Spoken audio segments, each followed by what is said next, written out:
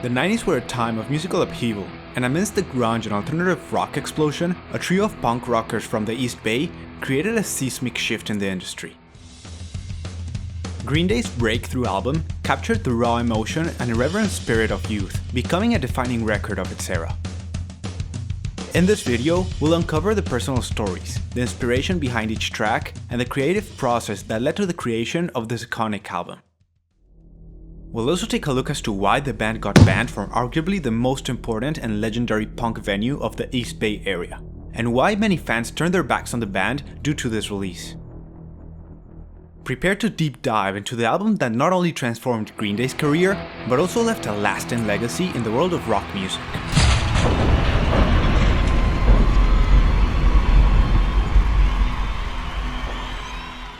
Just quickly before we begin, this video is sponsored by no one.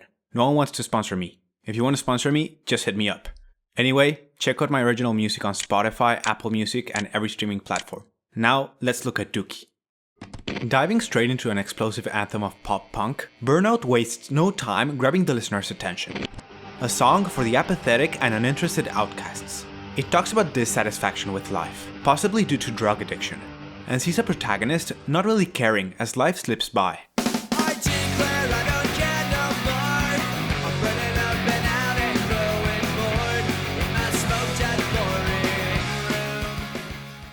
More than a raw display of punk vigor, Burnout is a lyrical journey into the apathy of youth, a confession immortalized in the 90s music scene. And having established this mentality of not caring anymore, Burnout leads us directly to the next track. Having a Blast tells the story of a suicide bomber. The song serves as a metaphor for bottled up emotions and anxiety, and though the phrase having a blast usually refers to someone enjoying their time, here Green Day refers to someone blowing themselves up.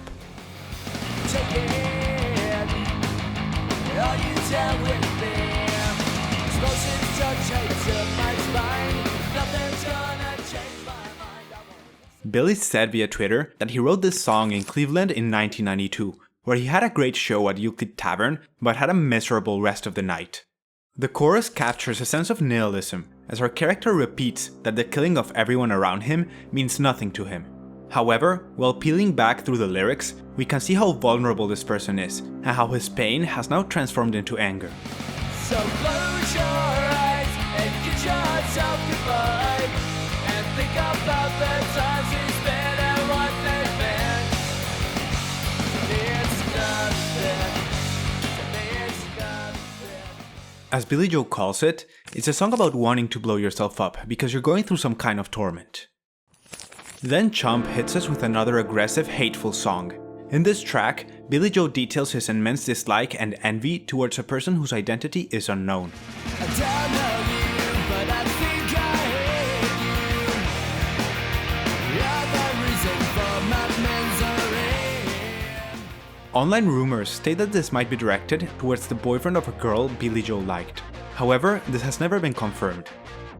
Going hand in hand with previous tracks on the album, the song serves as a nod to the moments of irrational anger and confusion we direct towards the people who embody our frustrations. But now, listen to this, one of the greatest bass lines of all time.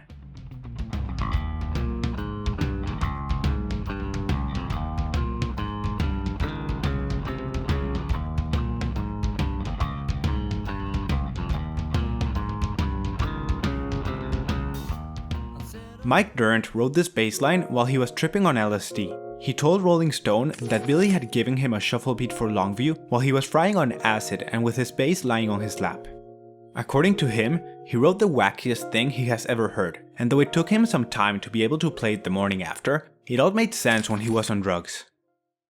Longview is an anthem for boredom and masturbation, even referencing the myth that too much masturbation could cause blindness. Billy told Billboard that the lyrics to the song are about feeling like a loser, watching television, jerking off, and feeling lonely. He was pretty frightened at the time. He was in limbo, he didn't have a girlfriend. It took like 4 years from him and Adrian to get together, from like 90 to 94. They had signed to a major label, and there was backlash at the time because they had been an underground band. Things felt out of his control, and it felt like a make or break deal.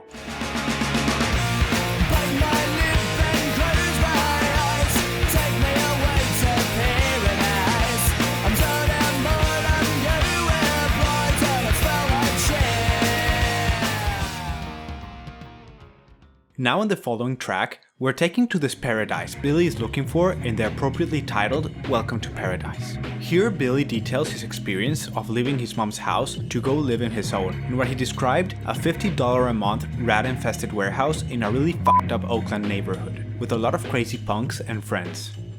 Through the first verse, we can see Billie being scared, wondering how he could get out of there. According to a Rolling Stone interview, it was described exactly as what his surroundings were. There's not a part of the song that isn't true. A gunshot rings out at the station. Another urchin snaps and left dead on his own. It makes me wonder why I'm still here. For some strange reason it's now feeling like my home, and I'm never gonna go. As the song progresses, we can see how Billie is getting used to this place, and in the third verse, he finally feels at home. And though originally he ironically called this place Paradise, now he means it and welcomes us all to it. I'd like to add that the song was actually re-recorded for Dookie, as it was originally released in the band's sophomore album, Kerplunk. In talking about Kerplunk, let's take a little pause from the track-by-track analysis and see how the band actually got here to write Dookie. For several years, singer Billie Joe and bassist Mike Dirnt released several EPs and albums while touring in California and around the US. They would eventually be joined by German-born drummer Tré Cool, and would be known to play on several venues around the Bay Area and most notably 924 Gilman Street. This venue was home to the East Bay punk scene in the early 90s, and bands such as Green Day, Rancid, and Operation Ivy all got their start at Gilman. However, with singles of Kerplunk such as Welcome to Paradise, the band was quickly spotted and signed a record deal with Reprise Records in April 1993, an act that would earn them the title of sellouts. As you can imagine, Gilman was reserved for what they called real punk bands, or independent labels or artists. Many early Green Day fans, who started to see them as the voice of a disenchanted generation, came to believe that the band was betraying them, and betraying the punk movement by signing to a major label. So on September 6, 1993, Green Day was banned from 924 Gilman Street. It is only after this tough time for the band that bright times were ahead of them. Only a year after being banned and having the original fans turn their back on them, did they release Dookie to major success. The band became a worldwide phenomenon and took the pop-punk scene to even bigger crowds, so in that spirit, let's continue with the tracklist of the album. The following track, Pulling Teeth, is a tongue-in-cheek look at a relationship where a man is physically abused by his partner. Unreferenced online sources state that the song revolves around an inside joke the band had with bassist Mike Dirnt, after he was sent to the emergency room for injuries resulting from a pillow fight he had with his girlfriend at the time. He apparently ran around a corner, hit his head with a low ceiling beam, fell backwards, and broke both his elbows. And yet again, according to online sources, the song title was inspired by the song Anesthesia, Pulling Teeth by Metallica, as Mike's girlfriend at the time was called Anastasia. The song itself takes a humoristic approach to this serious subject matter, and just shows us how this man, or in this case, Mike, is unable to leave this relationship. And now here's something you probably didn't know from one of Green Day's greatest hits. Basket Case was originally a love song. Well, Billie Joe went on the Song Exploder podcast and said he had an idea for a love ballad that eventually exploded with the whole band joining him. A love story. I really don't know where this story began. My friend Houston had got himself a girl. Spanky is her name. She's got the best of him. And he's got the best of her in the palm of their hands. Billie confessed that he wrote the whole track on crystal meth, believing it was the greatest song he had ever written, only for the effects to wear out and realize what he wrote. This wigged out thing called love, that make it kinda rough, and they don't really mind, they're on their own. He left the song to the side and eventually decided to rewrite the lyrics, this time about paranoia and anxiety. He said in an interview that Basket Case is about anxiety attacks and feeling like you're about to go crazy, and at times, he probably was. He suffered from panic disorders his entire life. He thought he was just losing his mind. The only way he could know what the hell was going on was to write a song about it. It was only years later that he figured out he had a panic disorder. Sometimes I give myself the creeps. Sometimes my mind plays tricks on me. It all keeps adding up. I think I'm cracking up. Am I just paranoid? Am I just up? The song was not the immediate success people assume it was, given how popular and recognizable the song is right now. The single stalled at number 55 in the UK chart, for example, before disappearing into oblivion. It was the music video, set in an asylum, that saw heavy rotation on MTV, as well as Green Day's performance at Woodstock in 1994, where they started a giant mud fight that finally launched Basket Case and Dookie into stardom.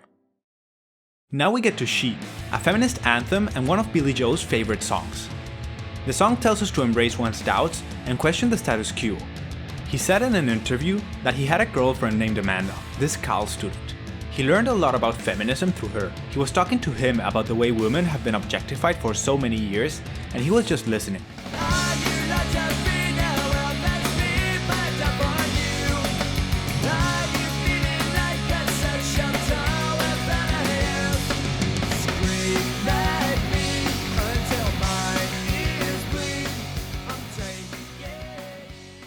Billie Joe continued that he wrote this as a love song to her, but it was also about learning about her activism. When it says, "Scream at me until my ears bleed," he was kinda going, he's here to listen. With any kind of activism, the first thing you need to do is be a good listener. The song now becomes about understanding. The following song, Sassafras Roots, keeps talking about Billie's girlfriend Amanda. In the track, Billie is depicted as aimlessly roaming around, searching for a purpose in the mundane, but invites his girlfriend to waste time with him.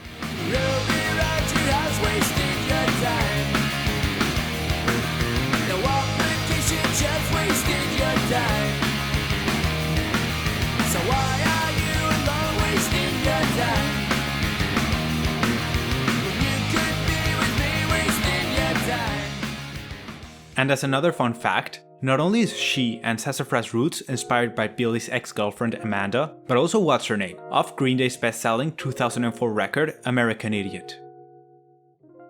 Following that, we get another one of Green Day's greatest hits, When I Come Around. This song is really personal to Billie, as it was written while he was away from his then girlfriend and now wife Adrienne. Billie Joe crossed paths with Adrienne in Minnesota during a Green Day concert in 1990. He found it difficult to maintain a long-distance relationship, especially with his touring schedule. So go do what you like. Make sure you do it right. You may find out that yourself that means nothing worth everything. You can't go forcing something if it's just not right. Throughout the track, we can see how the couple were having doubts about the relationship. However, Billie stands where he stands, with his touring schedule and busy lifestyle. The main idea of the song hinges upon the idea of doing it later. When I Come Around implies that he will eventually get his act together, but it isn't going to be anytime soon. Then, in Coming Clean, we get a song about Billie Joe struggling to come out as bisexual. 17 and strung out on confusion. Trapped inside a room of disillusion. I found out what it takes to be a man. Your mom and dad will never understand. This song captures the roller coaster of emotions, doubts, and confusion people deal when confronting their own sexual identity. At the beginning of the track, Billie is seen as confused, trapped in his own mind, and unable to open up to the world to show them who he really is. However, by the end, he finally understands how he feels and knows it's completely normal. 17 and coming clean for the first time. I finally figured out myself for the first time. The song has helped and motivated many who are grappling with their identity in the world. It highlights that our authentic selves should always shine through, and that cherishing our uniqueness is a significant act of self-admiration and audacity. Now, Emenius Sleepus, while initially appearing as a typical punk rock track with its distorted guitars and pounding drums, is actually a profound examination of the evolution of friendships over time. The track sketches an encounter between two friends who have drifted over time, and now our protagonists can believe how they've changed. I saw my friend the other day, and I don't know exactly just what he became. It goes to show it wasn't long ago, and I was just like him, and I think I'm sick and I wanna go. The track holds a reflective aspect as the bassist Mike, who wrote the song, looks back on his childhood and the times he spent with his old friend and is disgusted at the person he once was. Approaching the end of Dookie, we get the appropriately titled In the End. The song explores the disillusionment and skepticism towards a superficial relationship, more specifically that of Billie's mother, who started dating another man after the passing of Billie's father.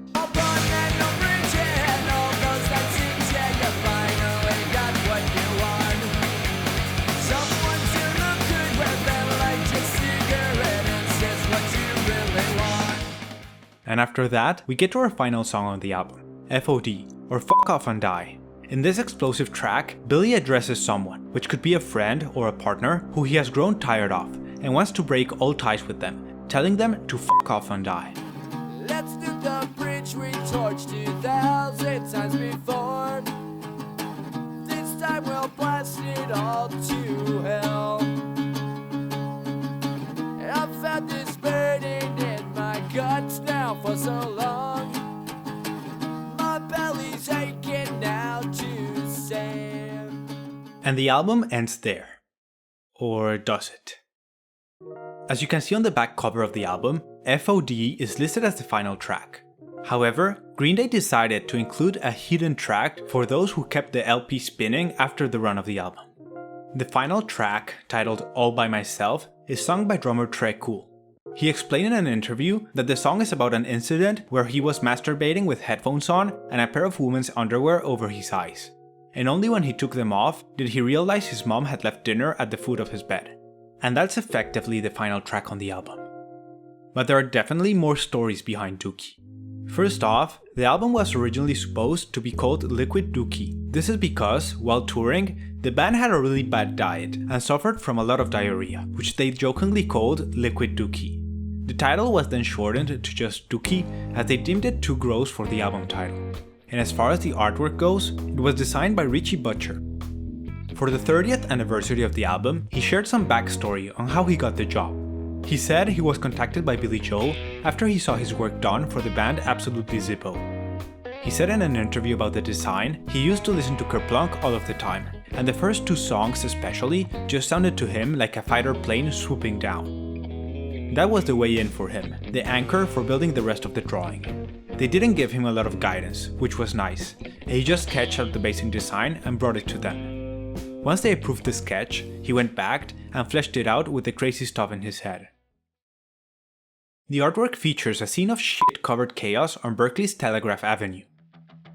Billie said in an interview that he wanted the artwork to look really different and to represent the East Bay and where they came from, because there's a lot of artists in the East Bay scene that are just as important as the music.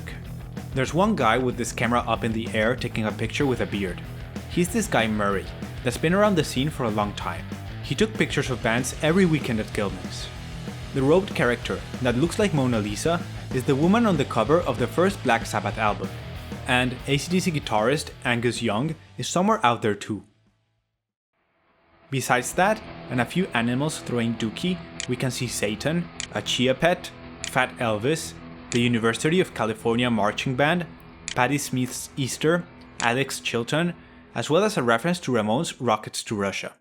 This is a significant deep cut. The Bad Year Blimps banner phrase "Eat at Chef Wong's" can be found on a t-shirt within the booklet of Ramones' third studio album.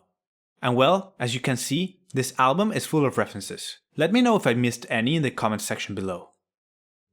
Following several years of grunge's reign in the music scene, Dookie introduced a more upbeat and toneful rock sound to the mainstream, catapulting Green Day to international stardom. Widely regarded as a landmark album of the 1990s and punk rock as a whole, it was crucial in cementing the genre's mainstream appeal. The record won a Grammy Award for Best Alternative Album at the 37th Annual Grammy Awards in 1995. The record has been certified diamond and has sold over 20 million copies worldwide. There is no doubt of this record's significance in the world of pop punk, rock, and music as a whole. Regarding the band's ban from Gilman's, after 21 years, Green Day was able to return, just after being introduced into the Rock and Roll Hall of Fame. In that ceremony, Billie addressed the importance of Gilman's to him, stating that it will always be in his heart. It's so important that Mike Dirnt even called it church. So, that's it for today's video. Thank you so much for watching. I hope you enjoyed the video as much as I enjoyed making it. Green Day is my favorite band, and I really wanted to make this video for the album's 30 years. Don't forget to hit the like button if you enjoyed it, subscribe to see more music knowledge videos, and tell me in the comments what artists or albums I should take a look into. I'll also leave you with my original music, which you can stream everywhere you want. So, without further ado, I hope you had the time of your life.